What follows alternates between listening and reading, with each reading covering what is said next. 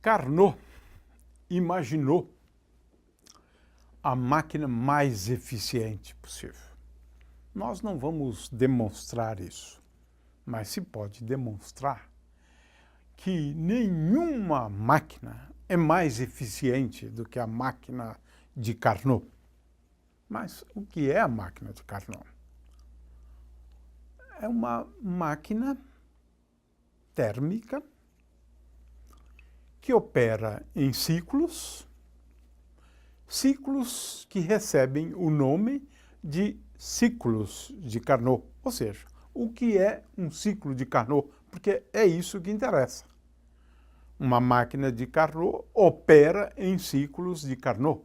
E essa máquina podemos demonstrar é a máquina mais eficiente que se possa imaginar. Essa é uma questão à qual nós não vamos nos dedicar.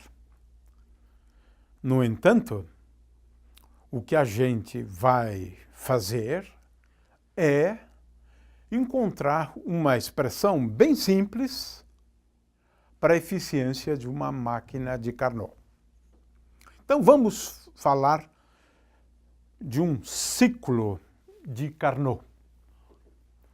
Eu tenho aqui esta figura num diagrama PV.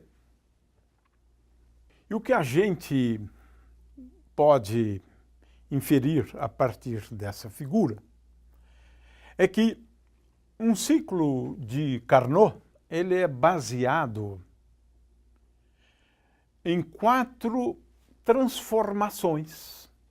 Transformação 1, transformação 2, transformação 3 e transformação 4. 4 transformações. E essas transformações são muito especiais. Por exemplo, as transformações 1 e 3, 1 e 3 são transformações isotérmicas. As transformações 2 e 4 são transformações, 2 e 4 são transformações adiabáticas ou isentrópicas, porque a entropia se mantém constante. Então, 2 transformações adiabáticas e 2 transformações isotérmicas. Em primeiro lugar, por quê? 2 transformações isotérmicas. Por quê? Aqui eu quero descrever a termodinâmica de um sistema termodinâmico onde eu tenho uma substância que está em contato com um reservatório. Se está em contato com um reservatório, a temperatura aqui é a temperatura, então vamos designar por T2 essa temperatura. Porque eu estou pensando numa substância em contato com um reservatório quente a uma temperatura T2. De forma que, por exemplo, o gás vai se expandir, né? Ou a água vai aumentar de volume. O fato é que nessa transformação isotérmica, o volume aumenta, o volume da substância aumenta. De forma que essa transformação aqui descreve o contato, né? Aqui nós temos, então, o contato com o reservatório quente. E aqui, o contato com o reservatório frio. Essa temperatura, portanto, é igual a T1, é uma transformação isotérmica na qual a temperatura é mantida constante. É a temperatura do reservatório. É isto. Por isso que nós fazemos uso de duas isotérmicas, né? Contato com o reservatório quente, contato com o reservatório frio. Enquanto está em contato com o reservatório frio, eu tenho uma transformação isotérmica do meu sistema. Então, eu tenho duas isotérmicas, porque eu estou pensando, novamente, numa máquina operando entre duas temperaturas e a substância térmica está, num primeiro momento, em contato com o reservatório mais quente, num segundo momento, em contato com o reservatório mais frio. Muito bem, e agora? Ora, nessa fase, a substância absorve uma quantidade de calor Q2. Ao longo de todo o processo, a quantidade de calor é Q2. Muito bem. Ora, temos aqui, portanto, nessa primeira transformação, a absorção de uma quantidade de calor Q2. Você se lembra do nosso esquema da máquina térmica. Em algum momento,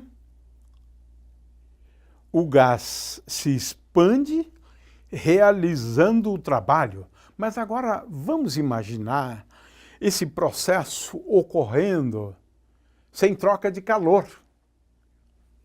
Isso, uma transformação aqui. Esta aqui é uma transformação adiabática. Adiabática. E esta outra, vamos imaginar, uma transformação também adiabática. Nessa primeira, a substância realiza trabalho, na outra, trabalho é realizado sobre ela. De forma que o que a gente estava chamando de tal é, na verdade, tal 2 menos tal 1. A gente chamou tudo isso de tal. Muito bem.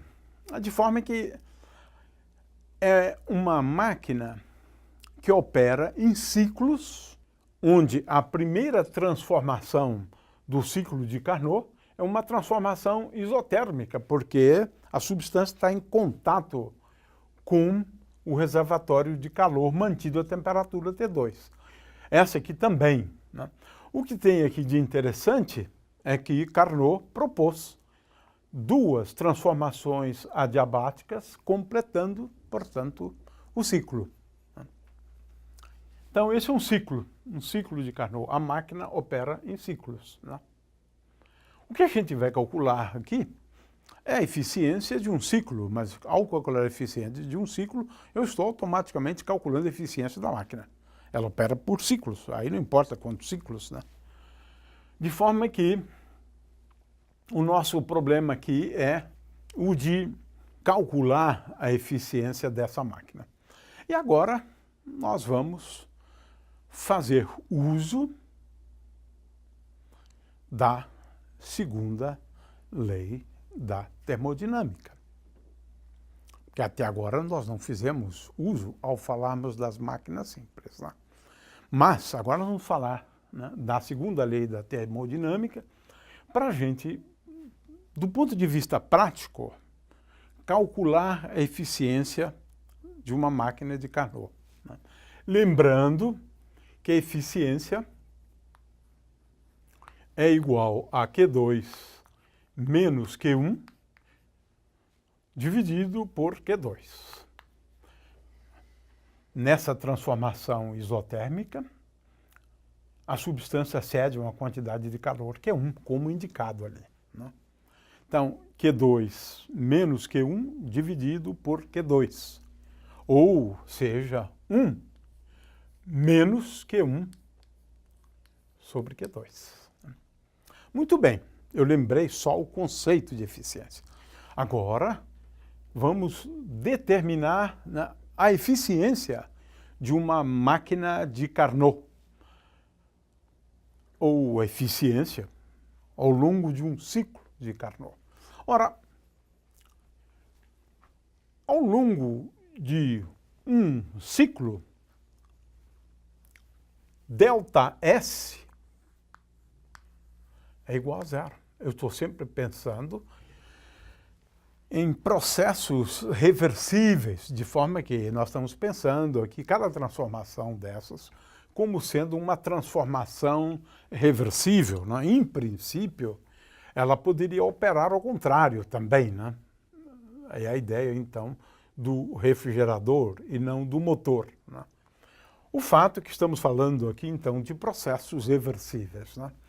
Ora, ΔS é igual a zero ao longo de um ciclo de Carnot. Agora, como é que nós podemos calcular, né, ΔS? ΔS é composta, na verdade, de ΔS associada a 4 transformações, né? Poderíamos chamar, então, ΔS1 mais ΔS2 mais ΔS3 mais ΔS4, variação de entropia, né? Ora, vamos lá.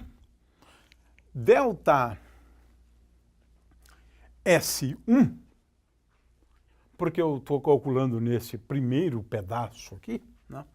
Então vamos lá. ΔS1 é igual, usualmente seria o integral de dq, né, sobre t, mas nessa primeira transformação a temperatura é constante. Portanto, isso aqui é igual a 1 sobre T2, 1 sobre T2, vezes a integral de dq é simplesmente Q2. Ou seja, é igual a ΔQ dividido por T. Porque a temperatura aqui, já que estamos falando de uma transformação isotérmica, a temperatura é igual a T2, ela se mantém constante.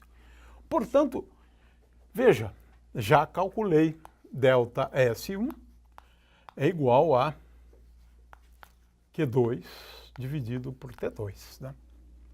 Ora, podemos já antecipar o resultado para ΔS3. Como aqui o calor é cedido, ΔS3 é igual a menos Q1 sobre T1, porque aqui também a temperatura é mantida constante.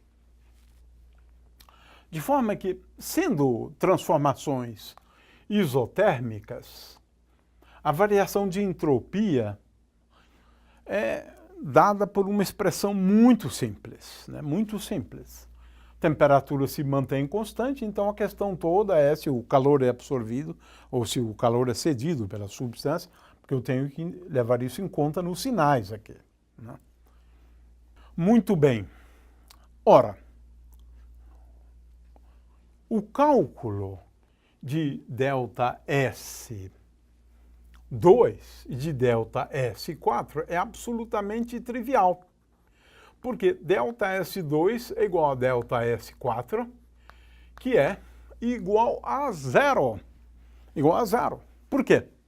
Tem aqui uma transformação adiabática, né? Então, escrevemos ΔS é igual a dq, né, sobre T. É claro que a temperatura aqui pode mudar, mas não importa. O fato é que dq é igual a zero.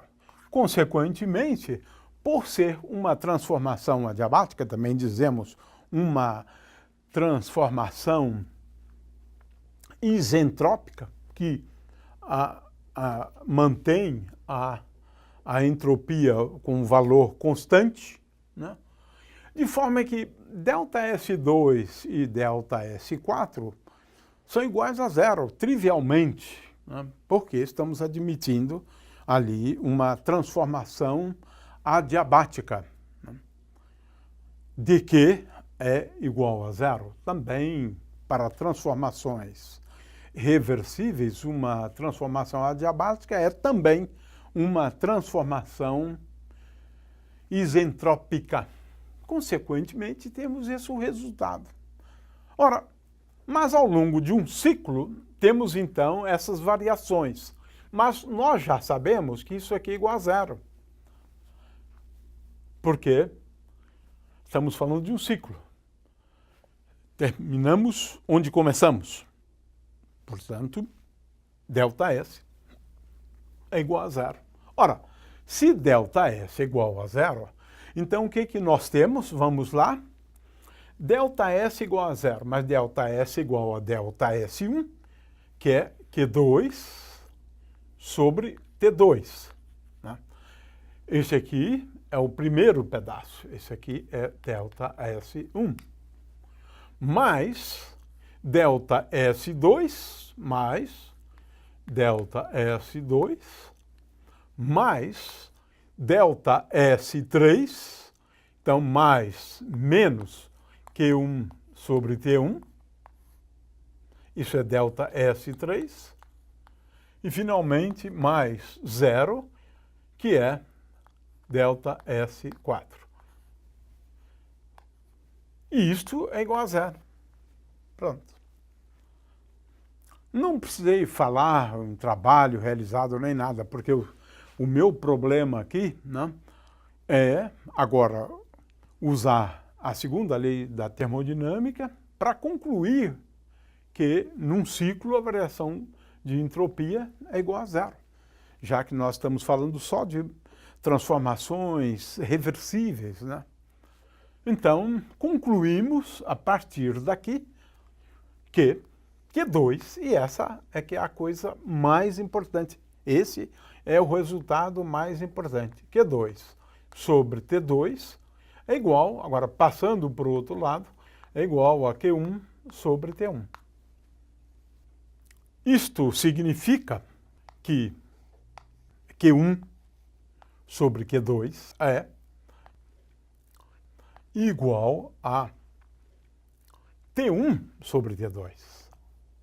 T1 sobre T2. Esse é o principal resultado, né, quando a gente trata o ciclo de Carnot. Ou seja, Q1 sobre Q2 é igual a T1 sobre T2. É isso. Ora, vamos voltar agora à questão da eficiência. Consequentemente, e esse é o resultado mais bonito, né? É simples, importante. A eficiência de uma máquina de Carnot é igual a 1 menos Q1 sobre Q2. Ela pode ser escrita como sendo 1 menos T1 sobre T2. Ou seja, a eficiência de uma máquina de Carnot, operando entre duas temperaturas, ela é igual a 1 menos T1 sobre T2, 1 menos T1 sobre T2, e, portanto, a eficiência de uma máquina de Carnot só depende das duas temperaturas, a temperatura do reservatório quente e a temperatura do reservatório frio. Ora, o que nós temos aqui, né? A gente pode pensar, então, em máquinas operando entre duas temperaturas, né? Máquinas de Carnot. De forma que, em princípio, quanto maior for essa temperatura T2 em relação à temperatura T1, maior é a eficiência da máquina de Carnot. Agora, veja, a eficiência, de qualquer maneira, é sempre menor do que 1. E esse é o ponto principal aqui, né?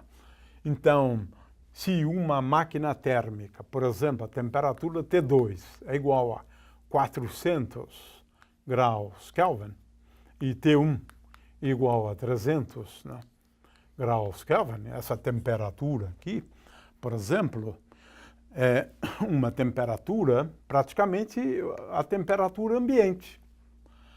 A temperatura ambiente, de forma que uma máquina operando a uma temperatura, digamos, T2 qualquer, e a temperatura ambiente, eu coloco aqui, então, T1 igual a 300 graus Kelvin, né? Ora, nesse caso dessa máquina, essa eficiência é igual a 1 menos 0,75, que é igual a 0,25. Aliás, diga-se de passagem que essa eficiência teórica é fantástica, porque as máquinas térmicas operam com uma eficiência muito menor, 10%, 7%, né? Agora, o que é importante que se entenda, mas nós não vamos dar essa demonstração, né, desse fato, né, é que a máquina mais eficiente que se pode conceber para uma máquina operando entre duas temperaturas é essa, a máquina de Carnot, operando em ciclos de Carnot. Portanto, o resultado é que se nós designarmos essa eficiência como sendo a eficiência de uma máquina de Carnot, e para tal nós só fizemos uso da segunda lei da termodinâmica, então qualquer outra máquina térmica tem uma eficiência menor, né? É claro que se for uma outra máquina de Carnot é igual, mas se não, essa eficiência é menor do que a eficiência de uma máquina de Carnot. É uma aplicação muito interessante da segunda lei da termodinâmica. Por quê? Nós estamos aqui falando de coisas muito importantes em relação a máquinas térmicas, que é a questão da eficiência das máquinas térmicas. Nenhuma máquina pode ser mais eficiente do que uma máquina de Carnot. E a eficiência de uma máquina de Carnot só depende das temperaturas dos reservatórios.